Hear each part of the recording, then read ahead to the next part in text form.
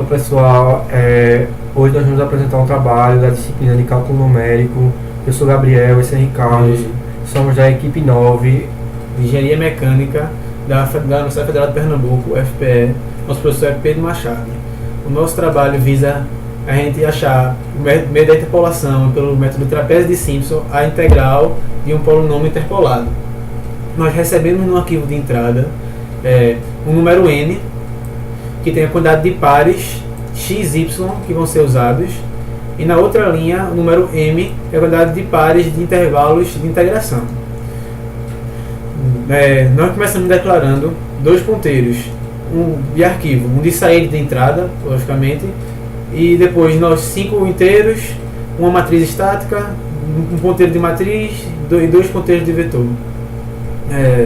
Nossa entrada a gente abriu, já apontando, com o ponteiro apontando para ela.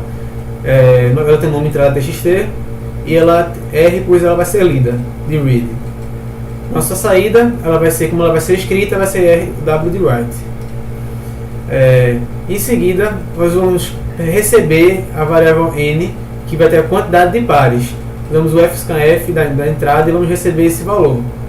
Seguido disso, a gente já começa a preencher a matriz de coordenadas através de um for ali e lendo do arquivo.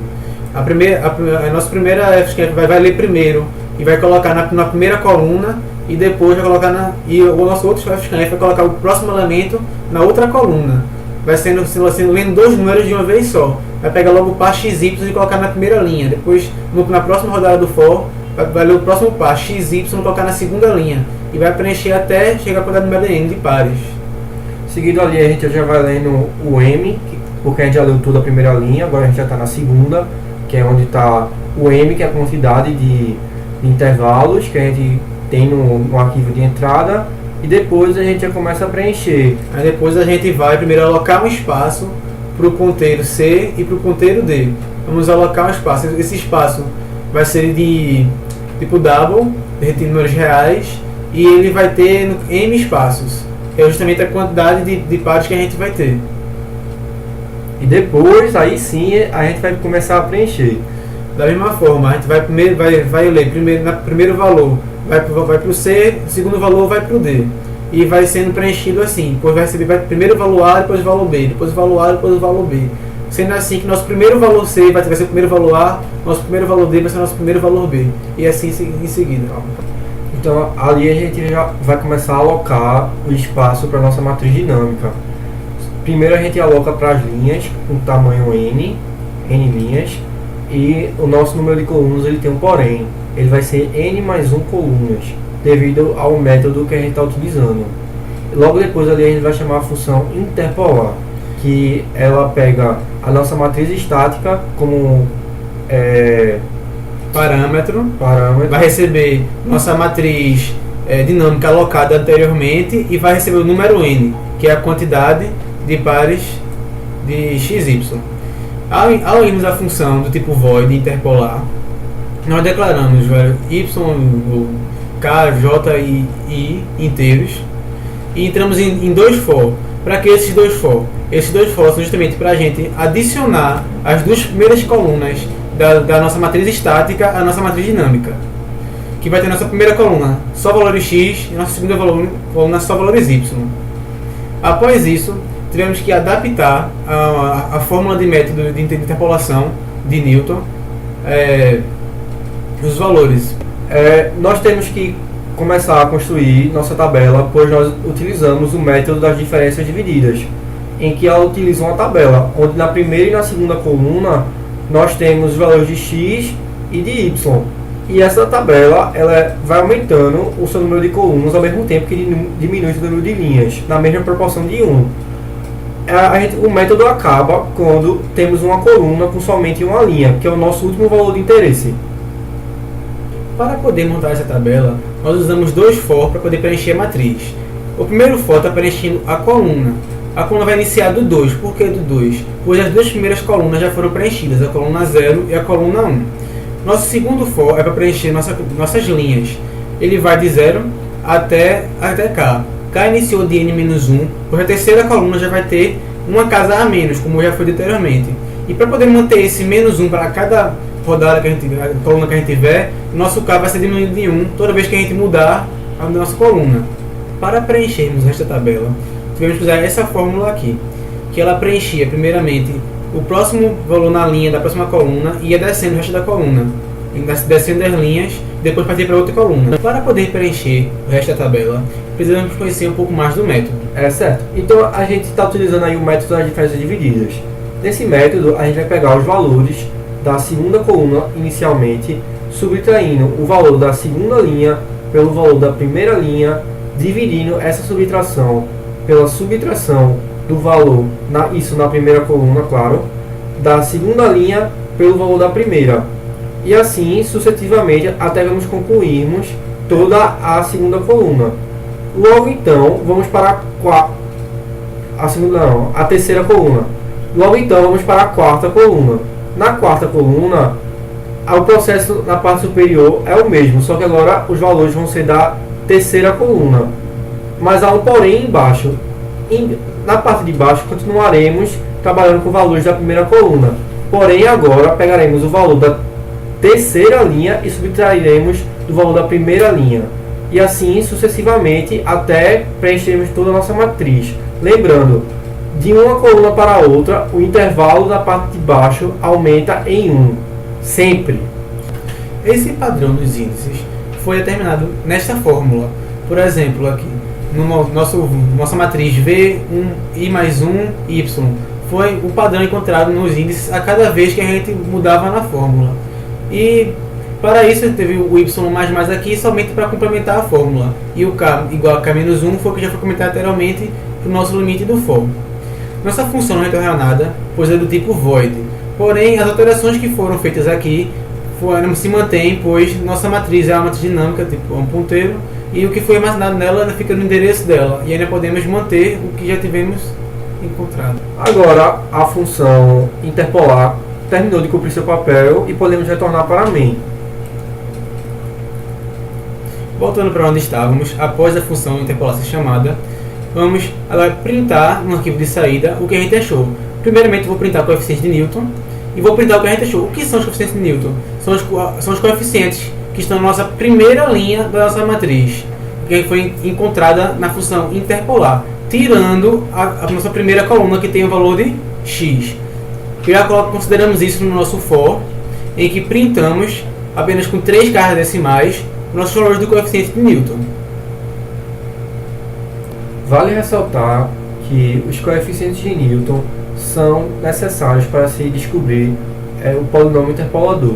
Porém, não vamos achar o polinômio interpolador nesse código, pois fomos capazes de descobrir um padrão em que descobriremos os valores dos y, dos x dados no polinômio interpolador e através dos coeficientes Newton. Para podermos continuar nosso código, esses valores de y são importantes para duas funções que teremos, a função de trapézio e a função de Simpson, que são dois métodos para achar o valor da integral do polinômio interpolador, ou seja, vamos achar a área abaixo dos intervalos do polinômio interpolador. Esse valor de y foi encontrado a partir de uma função que está mais acima, a função calcula polinômio. A função calcula polinômio vai ser utilizada nas duas funções abaixo, resolve Simpson e resolve trapézio. Mas como já foi comentada, vamos falar dela. Ela recebe como parâmetro a nossa matriz dos coeficientes que a gente já recebeu, que a gente já montou em interpolar, recebe o valor x, que é justamente a abscissa que a gente vai calcular o y, e o n, que é justamente a quantidade de pares que a gente já usou no que pegamos na entrada. Para podermos achar esse valor de y, que no caso é p, iniciando de 0, usamos um for para poder mexer com os valores da nossa matriz entregue pelo interpolar. A fórmula usada foi uma adaptação da fórmula original de Newton para poder usarmos na linguagem C. Porém, para essa adaptação, usamos esses dois ifs, pois quando chegamos no valor 1 do nosso i, essa parte aqui saía do nosso limite, e ficava menos 1, linha menos 1, enquanto só tínhamos até a linha 0. Aí poderia dar problema. Para isso, quando chegasse em 1, a gente mudava a fórmula para poder chegar ao valor de p real, e retornamos p no fim da função.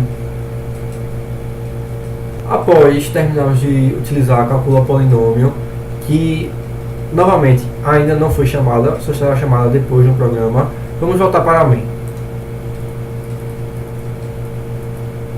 Na main, continuando de onde paramos, vemos ali que nós printamos no arquivo de saída aproximações, que são as aproximações das integrais, ou seja, da área que a gente vai achar usando resolve trapézio e resolve Simpson, que você vista abaixo. Iniciamos usando um for de 0 até m, pois precisamos usar os valores de C e D do começo, que pegamos os intervalos de integração, que vão estar nos nossos vetores dinâmicos, C e D, o A no C e o B no D.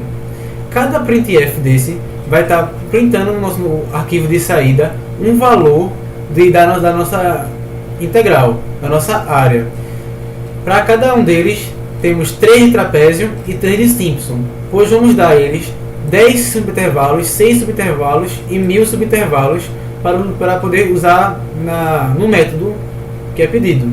Vale ressaltar que a chamada da função ela está dentro do próprio fprintf, como vocês podem perceber ali, onde passamos como parâmetro A e B nos vetores C e D, M, que é o M que a gente pegou no arquivo de entrada, coeficientes, e nossa matriz dinâmica, N e o próprio intervalo.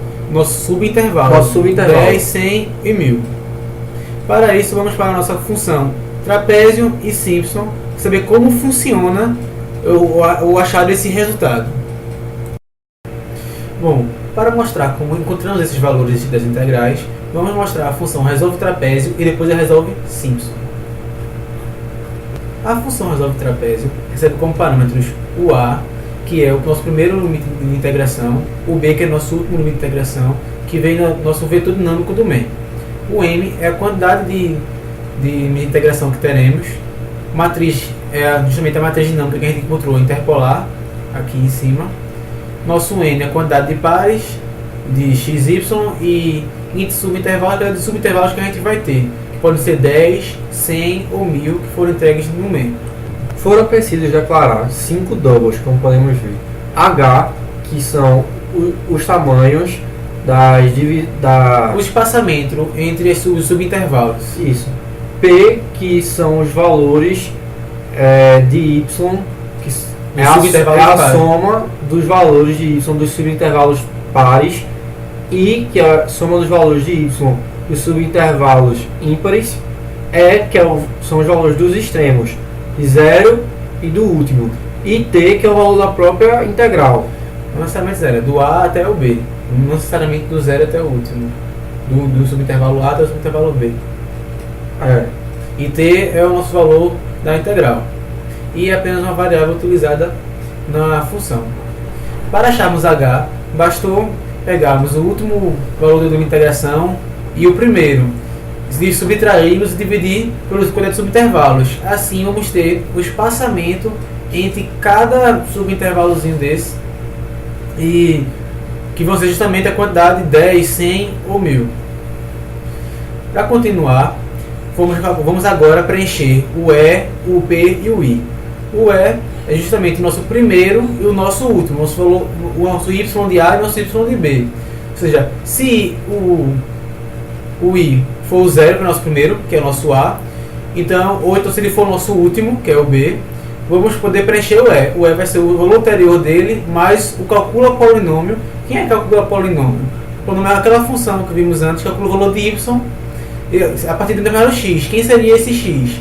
Justamente nosso primeiro subintervalo, que seria o A mais o H vezes I. Como é nosso primeiro, seria o A mais 0, que seria o nosso próprio A. Quando fosse o B, seria nós remetindo o A mais N intervalos e chegaria até o B, preenchendo nosso E. Nosso segundo if, ele justamente quando o intervalo for par, se o intervalo for par, vamos preencher nosso P. O P iniciou de 0, a cada P que a gente acha, vamos somar com o P anterior, até chegar ao nosso último P. Da mesma forma que a gente achou o nosso E, vamos chamar calcula polinômio para achar o Y do determinado subintervalo, que é o nosso A mais a quantidade de espaçamentos que a gente achou. E o nosso último if é justamente nosso intervalo ímpar, que nos subintervalos ímpares, assim como os pares iniciou de zero e vai somando com os anteriores. Vale ressaltar aqui o ímpar e o par, que são o extremo pode ser ímpar, pode ser par, mas ele não é contado nem no par nem no ímpar. Os pares e os ímpares são contados sem seus extremos. E no final temos a fórmula de trapézio, que não precisou ser alterada ela mesma, que foi justamente o nosso H, espaçamento, vezes os extremos dividido por 2, mais os ímpares mais os pares, achando o valor aproximado da nossa integral. Vale também lembrar que a função do trapézio, ele acha o valor correto exatamente até uma função de primeiro grau. Após isso, vai ter erros que podem ser calculados, mas não foi pedido para esse programa. A gente vê que ela retorna uma double, já que ela é uma função do tipo double. Agora a gente vai continuar falando da função de Simpson. A função Simpson não é muito diferente, está logo aqui em cima, é muito parecida. Ela também recebe as mesmas variáveis no limite de integração A e B, nosso M é a quantidade de limite de integração, nossa matriz dinâmica, quantidade interpolar, o N, quantidade de x, y, e os subintervalos, 10, 100 ou 1000. Novamente a gente tem lá a declaração de 5 doubles, só que com uma pequena mudança, que é a inclusão do S, que vai ser o valor da integral de Simpson. Antes era T de trapézio, agora S de Simpson. O H é calculado da mesma forma, e o E, o P e o I da mesma forma, não há diferenças quanto a isso.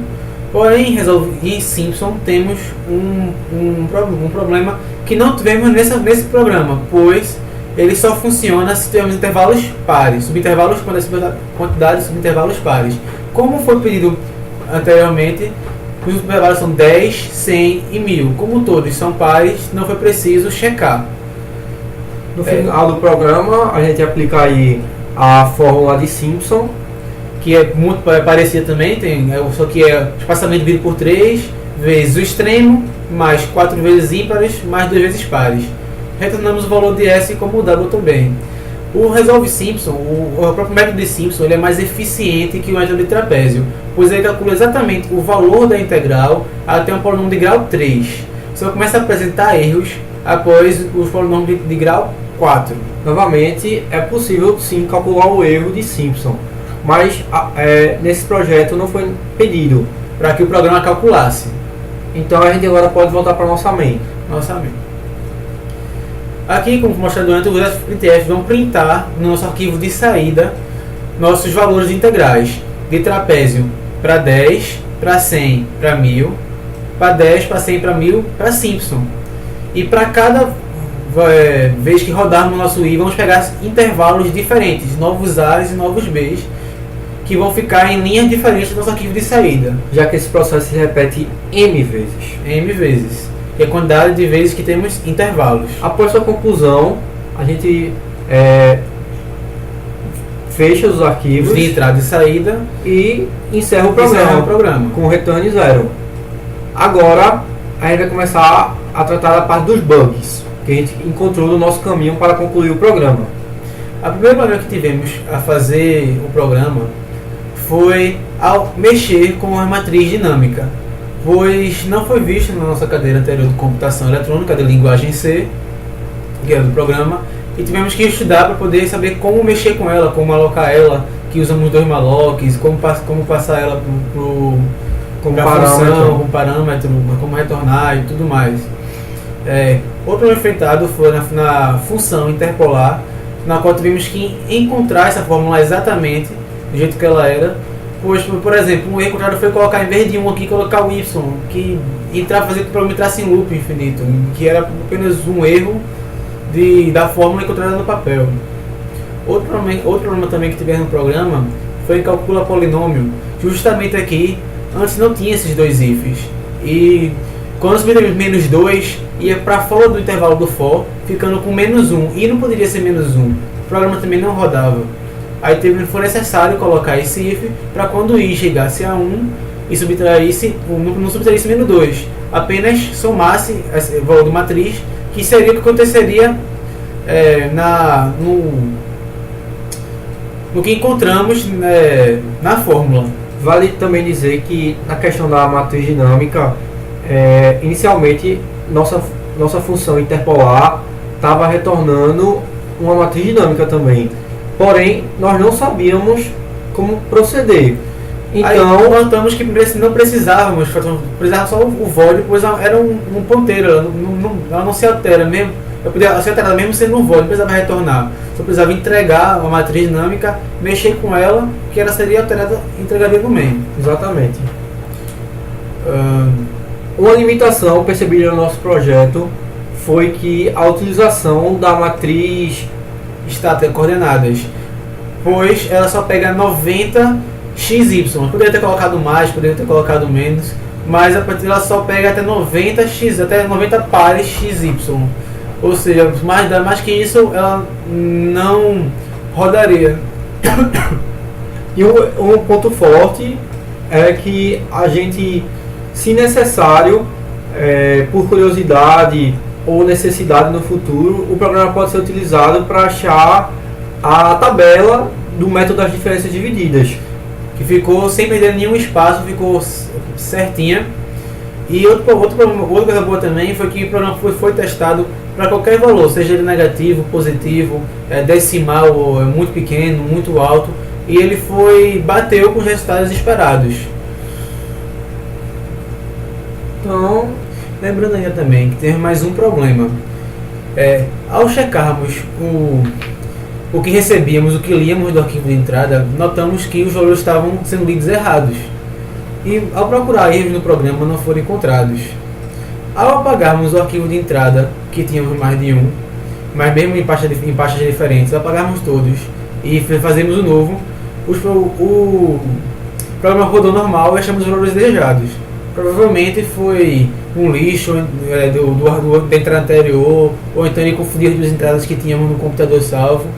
Isso foi outro problema que a gente tivemos ao fazer o programa. Agora a gente vai fazer um exemplo para mostrar o programa em ação. Como recebemos na entrada e como ele sai na saída. Na entrada, temos estes valores aqui, ó. Valor N, que são 4 pares. Os 4 pares aqui, ó. O primeiro par 02xy, o segundo par 35, 6, 10, 8, 8. E temos aqui 2 intervalos de integração, de 0 a 10 e de 12 a 15. Nossa saída está aqui, o coeficiente de Newton que foi printado e os coeficientes que encontramos. 2, 1, 0,1 e menos 0,81 são os coeficientes em que encontramos. E as aproximações integral foi de trapézio para o intervalo de 0 a 10, foram esses valores que foram aqui, ó, foram aumentando até chegar nesse valor aqui, que bateu com o valor de Simpson, que como é uma menor do que de grau 3, podemos considerar que não tem erro na de Simpson, e encontramos o valor certo. Enquanto trapézio, com poucos subintervalos, houve erros até pegar tanto subintervalo que ficou próximo de ficar uma reta, isso pontualmente, e chegamos ao valor correto, até 3 casas decimais, considerando. Pode ser que haja erro ainda, provavelmente tem, em casos decimais menores. E para o intervalo de integração abaixo, pegamos, deu negativo o valor, mas como a integral pode dar negativa, a área seria o módulo disso. Deu todos iguais, porém não podemos saber se esse valor é realmente o esperado, mesmo considerando o erro, pois está fora dos pontos que tivemos inicialmente, que eram de 0 a 10, e fizemos a integral de 12 a 15. Não temos certeza se esse polinômio hiperbolado era realmente o correto, então tem outro erro a ser considerado no valor dessa integral. Então, pessoal, a gente termina aqui por hoje. Espero que tudo tenha ficado bem claro e vocês tenham gostado. Obrigado.